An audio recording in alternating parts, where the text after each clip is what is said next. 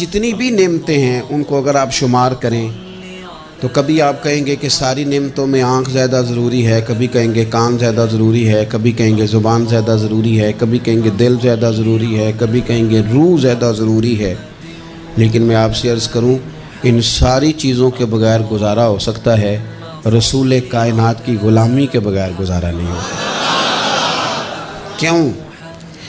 اس لیے کہ اگر حضور کی شفقت نہ ہو، نبی پاک علیہ السلام کی رحمت نہ ہو، وہ ابن القیم نے ایک جگہ پہ کہا تھا کہ یہ حضور نے ہمیں انسان بنایا ہے، یہ نبی پاک علیہ السلام نے انسانیت کے اسباق پڑھائے ہیں، اخلاقی رویے کیا ہوتے ہیں حضور نے بتلائے ہیں۔ اگر حضور کا کرم نہ ہوتا تو انسان ایک دوسرے کو کاٹ کے کھاتا۔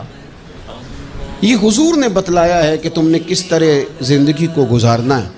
محبوب کریم علیہ السلام کا وجود نور ایک ایسی چیز ہے کہ اگر وہ کائنات سے معاذ اللہ سائڈ پہ کر دیا جائے تو اس کائنات کا قائم رہنا کسی صورت بھی ممکن ہے ہی نہیں۔